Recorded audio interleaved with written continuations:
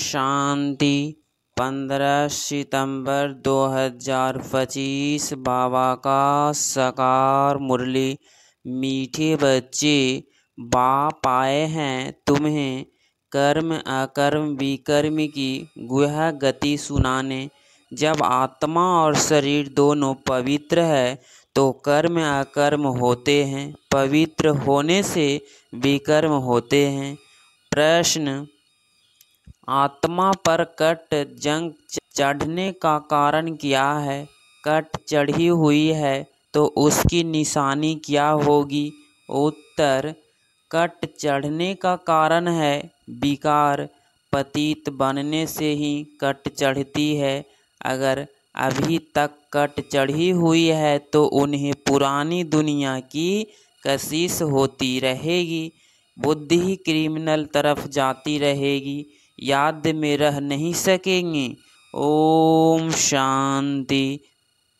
बच्चे, इसका अर्थ तो समझ गए हैं। ओम शांति कहने से ही यह निश्चय हो जाता है कि हम आत्माएं यहाँ की रहवासी नहीं हैं, हम तो शांति धाम की रहवासी हैं।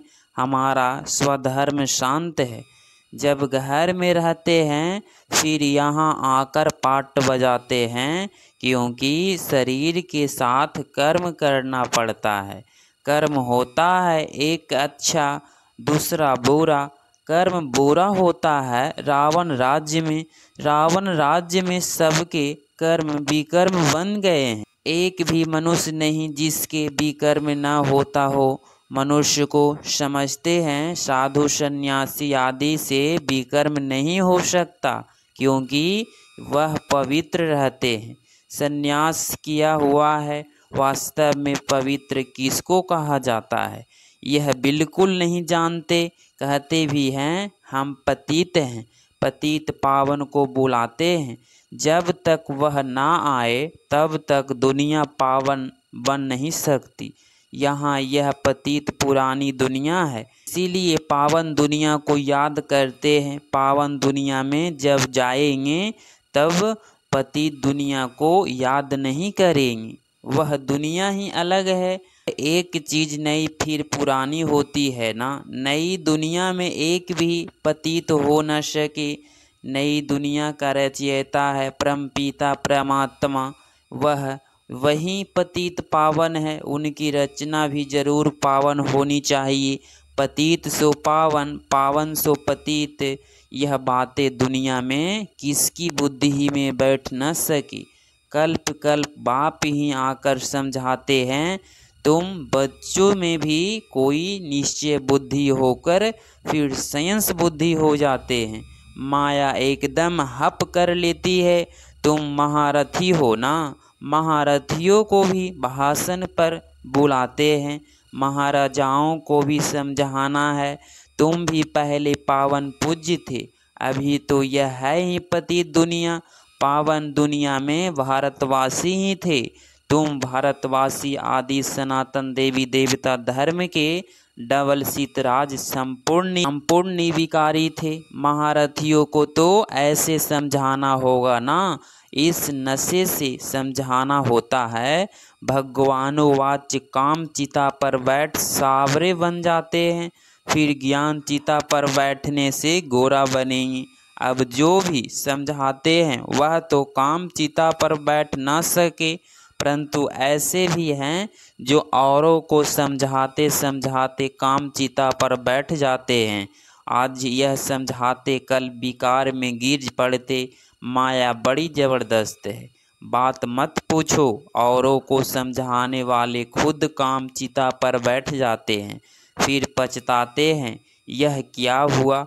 बाम्बिर्स है ना। स्त्री को देखा और कशिश आई, काला मुंह कर दिया। माया बड़ी दुस्तर है। प्रतिज्ञा कर और फिर गिरते हैं तो कितना 100 गुना दंड पड़ जाता है। वह तो जैसे शूद्र समान पतित हो गया। गाया भी हुआ है, अमृत पीकर फिर बाहर में जाए दूसरों को सताते थे, गंध करते थे। ताली 2 हाथ से बजती है, एक से तो बज न सके, दोनों खराब हो जाते। फिर कोई तो समाचार देते हैं, कोई फिर लज्जा के मारे समाचार ही नहीं देते, समझते हैं कहाँ ब्राह्मण कुल के नाम बदनाम ना हो जाए। युद्ध में कोई हारते हैं तो हाहाकार हो जाता है, अरे इतने बड़े पहलवान को भी गिरा दिया। ऐसे बहुत एक्सीडेंट होते हैं, माया थप्पड़ मारती है, बहुत बड़ी मंजिल है ना। तुम बच्चे समझते हो जो सतो प्रधान गोरे थे वही कामचिता पर बैठने से काले तमो प्रधान बने हैं। राम को भी काला बनाते हैं, चित्र को बहुतों को काला बनाते हैं, परंतु मुख्य की बात समझाई जाती है। यहाँ भी रामचंद्र का काला चित्र है, उनसे पूछना चाहिए काला क्यों बनाया है, कह देंगे यह तो ईश्वर की भावी, यह तो चलता आता है, क्यों होता क्या होता यह कुछ नहीं जानते। अब तुमको बाप समझाते हैं कामचिता पर बैठने से पतित दुखी व्यर्थ नौटे पेनी बन जाते हैं। वह है निविकारी दुनिया, यह है निकारी दुनिया। तो ऐसे ऐसे समझाना चाहिए, यह सूर्यवंशी, यह चंद्रवंशी, फिर वैश्ववंशी बनना ही है। वाम मार्ग में आने से फिर यह देवता नहीं कहलाते। जगन्नाथ के मंदिर में ऊपर में देवताओं का कुल दिखाते हैं, ड्रेस देवताओं की है, एक्टिविटी बड़ी गंदी दिखाते हैं। जिन बातों पर अटेंशन खिंचवाते हैं ध्यान देना चाहिए। मंदिरों में बहुत सर्विस हो सकती है, श्रीनाथ द्वारे में भी समझा सकते हैं। पूछना चाहिए इनको काला क्यों बनाया है, यह समझाना तो बहुत अच्छा है। वह है गोल्डन एज, यह है आयरन एज। कट चढ़ी जाती है ना, अभी तुम्हारी कट उतर रही है, जो याद ही नहीं करते तो कट भी नहीं उतरती। बहुत कट चढ़ी हुई होगी तो उसे पुरानी दुनिया की कशिश होती रहेगी। सबसे बड़ी कट चढ़ती ही है विकारों से, पतित भी उनसे बने हैं।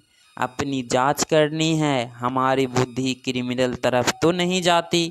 अच्छे अच्छे फर्स्ट क्लास बच्चे भी फेल हो पड़ते हैं। अभी तुम बच्चों को यह समझ मिली है, मुख्य बात है ही पवित्रता की। शुरू से लेकर इस पर ही झगड़े चलते आए हैं।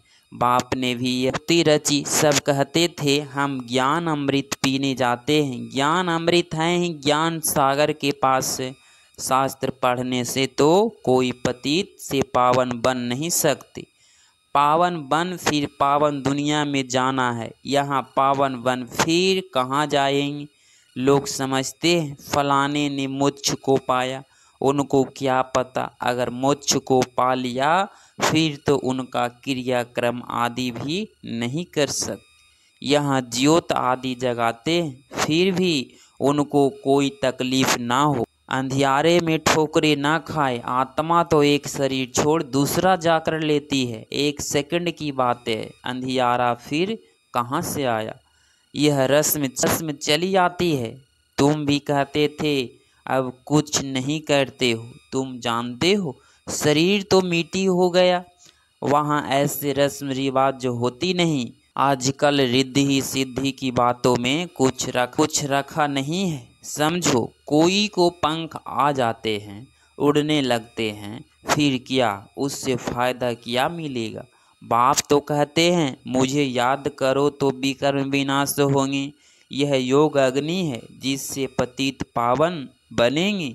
नॉलेज से धन मिलता है, योग से एवर हेल्दी पवित्र, ज्ञान एवं एवर हेल्दी धनवान बनते। योगी की आयु हमेशा बड़ी होती है, भोगी की कम। श्री कृष्ण को योगेश्वर कहते हैं। ईश्वर की याद से कृष्ण बना है, उसको स्वर्ग में योगेश्वर नहीं कहेंगे, वह तो प्रिंस है। पास्ट जन्म में ऐसे कर्म किया है जिससे यह बना है। कर्म कर्म विकर्म की गति भी बाप ने समझाई है। आधा कल्प है राम राज्य, आधा कल्प है रावण राज्य। विकार में जाना यह है सबसे बड़ा पाप। सब भाई बहन है ना, आत्माएं सब भाई भाई है। भगवान की संतान होकर फिर क्रिमिनल एसाल्ट कैसे कहते हैं। हम बी के परिवार के हैं, हम बी के विकार में जा नहीं सकते। इस युक्ति से ही पवित्र रह सकते हैं। तुम जानते हो, अभी रावण राज्य खत्म होता है, फिर हर एक आत्मा पवित्र बन जाती है। उसको कहा जाता है घर घर में सोझरा। तुम्हारी ज्योत जगी हुई है, ज्ञान का तीसरा नेत्र मिला है। सतयुग में सब पवित्र ही रहते हैं, यह भी तुम अभी समझते हो। दूसरों को समझाने की बच्चों में नंबरवार ताकत रहती है, नंबरवार याद में रहते हैं राजधानी कैसे स्थापना होती है। कोई की भी बुद्धि में यह नहीं होगा। तुम सेना हो ना, जानते हो, याद के बल से पवित्र बन हम राजा रानी बन रहे हैं। फिर दूसरे जन्म में गोल्डन स्पून इन माउथ होगा। बड़ी इम्तिहान पास करने वाले मर्तबा भी बड़ा पाते हो। फर्क पड़ता है ना, जितनी पढ़ाई उतना सुख, यह तो भगवान पढ़ाते हैं। यह नशा चढ़ा हुआ है, रहना चाहिए। चौचीनी ताकत का माल मिलता है। भगवान बिगर ऐसे भगवान भगवती कौन बनाएंगे।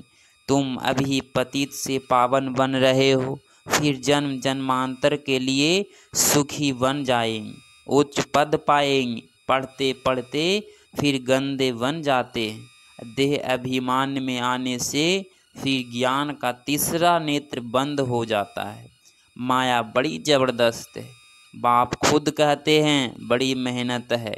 मैं कितनी मेहनत करता हूँ ब्रह्मा के तन में आकर, लेकिन समझकर फिर भी कह देता ऐसे थोड़े ही हो सकता है। शिव बाबा आकर पढ़ाते हैं, हम नहीं मानते, यह चालाकी है। ऐसे भी बोल देते हैं रजाई तो स्थापन हो ही जाएगी। कहते हैं ना, सत्य की बेड़ी हिलती है परंतु डूबती नहीं। कितने विघ्न पड़ते हैं। अच्छा, मीठे मीठे सिकलधे नूरे रत्न श्याम से सुंदर बनने वाले आत्माएं प्रति मात पिता बाप दादा का दिल वह जान सिकवा प्रेम से याद प्यार और गुड मॉर्निंग। रूहानी बाप की रूहानी बच्चों को नमस्ते नमस्ते।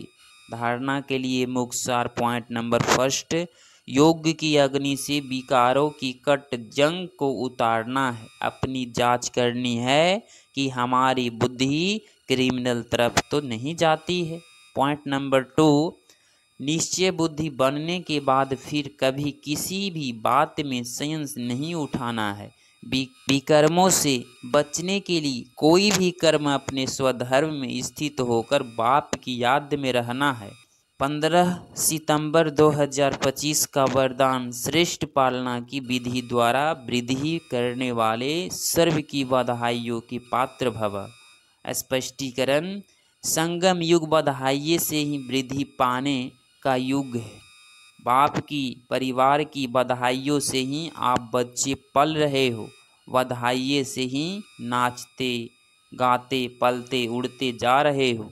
यह पालना भी वंडरफुल है, तो आप बच्चों भी बड़ी दिल से रहम की भावना से दाता बनकर हर घड़ी एक दो को बहुत अच्छा कह बधाइयाँ देते रहो। यही पालना की श्रेष्ठ विधि है। इस विधि से सर्व की पालना करते रहो, बधाइयाँ की पात्र बन जाएंगे। स्लोगन, अपना सरल स्वभाव बना लेना यही समाधान स्वरूप बनने की सहज विधि है।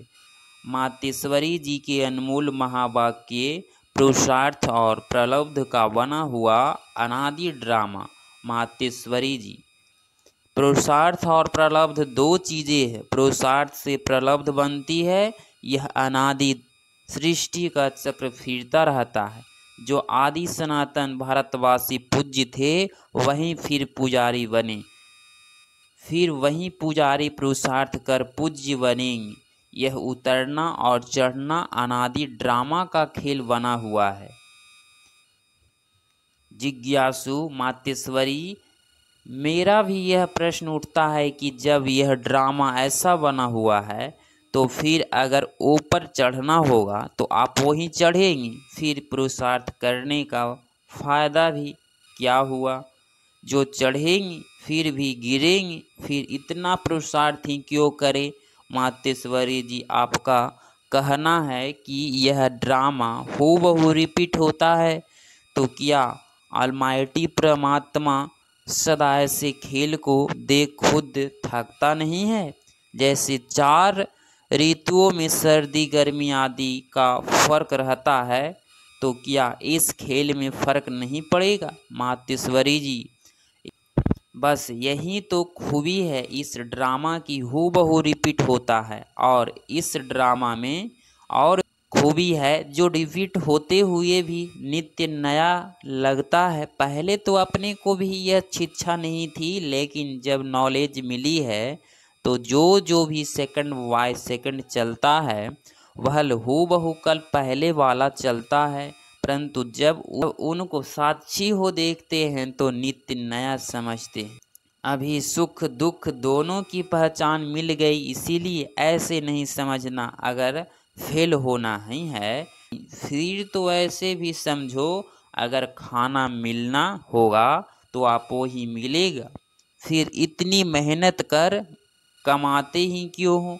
वैसे हम भी देख रहे हैं, अब चढ़ती कला का समय आया है, वहीं देवता घराना स्थापन हो रहा है, तो क्या न अभी ही वो सुख ले लेवे। जैसे देखे, अब कोई जज बनना चाहता है तो जब पुरुषार्थ करेगा तब उस डिग्री को हासिल करेगा ना। अगर उसमें फेल हो गया तो मेहनत ही बर्बाद हो जाती है। परंतु इस अविनाशी ज्ञान में भी ऐसे नहीं होता, जरा भी इस अविनाशी ज्ञान का विनाश नहीं होता। करके इतना पुरुषार्थ ना कर देवी रॉयल घराने में ना भी आवे, परंतु अगर कम पुरुषार्थ किया तो उस सतयुगी देवी प्रजा में आ सकते हैं। परंतु पुरुषार्थ करना अवश्य है, क्योंकि पुरुषार्थ से ही प्रलब्ध बनेगी। बलिहारी पुरुषार्थ की ही गाई हुई है। यह ईश्वरीय नॉलेज सर्व मनुष्यों आत्माओं के लिए है। पहले पहले तो अपने को एक मुख्य पॉइंट्स ख्याल में अवश्य रखनी है।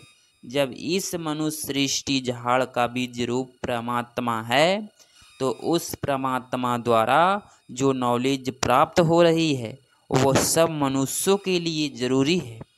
सभी धर्म वाले को यह नॉलेज लेने का अधिकार है।